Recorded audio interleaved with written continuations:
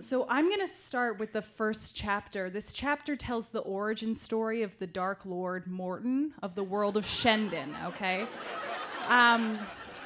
What you need to know is that right before I'm going to start reading, Bert Barlin, an elf, has killed his brother Riley's, which has started the process of him turning into the Dark Lord Morton. This is his internal process.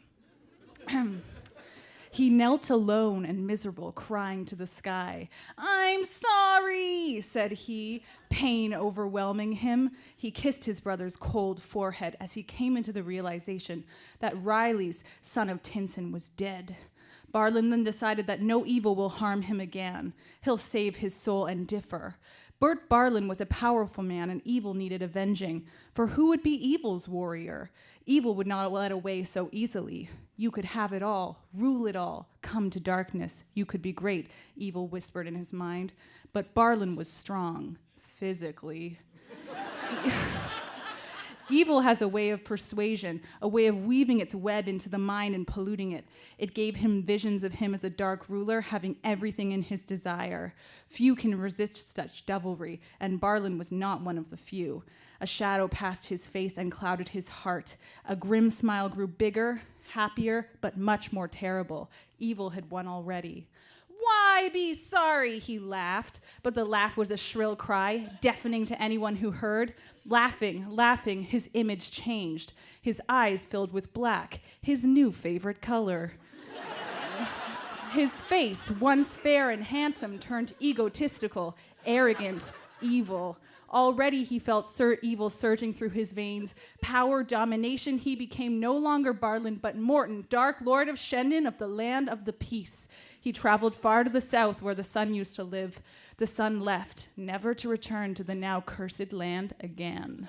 So that's the first excerpt, pretty dark stuff. Thank you.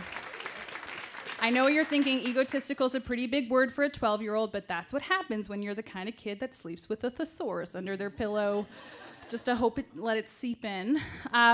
This is another origin story of how Morton turned evil. It's from midway through the book. It's a totally different account. Why are there two different stories?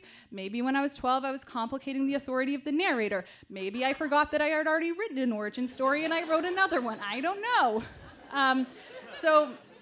In this one, this is a council, a group of wizards and humans have met to try and figure out how to take Morton down, and the wizard Therenson is explaining the source of Morton's power. A black griffin is the source of Morton's power. They never let him go, for if they did, slowly but surely he would shrink to a normal elf again. Therefore, to kill Morton, all the black griffins must be destroyed, and then killing him would be an easy task. You wanted to know what you must do, there you have it. But there are far too many. The female griffins breed at least 2 griffins an hour. There are well too many to state in words, erupted a now distressed Arundine. There's got to be another way. Therenson closed his eyes. There is one other way. Pray you'll be sorry if you hear it. He slowed his tone to a low, deep murmur. Now, we all know the black griffins turned evil by the realization of their great power. But what brought him into that? His name is Haddasan. Though the word was ordinary, terror shook those who heard Therenson's whisper. 2,000 years ago, he was born. The world of Shendon was pure. People didn't even know what evil was. It just wasn't there. However, when he came into the world, terror, misery, and hell came with him. Before the griffin was half a day old, he murdered his parents. No one knows how he began so evil, but it happened.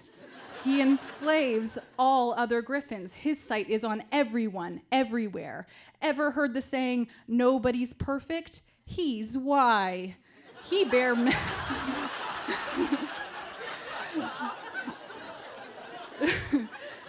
many names, but one you may be familiar with is the devil. He rejected it because he thought it sounded too innocent.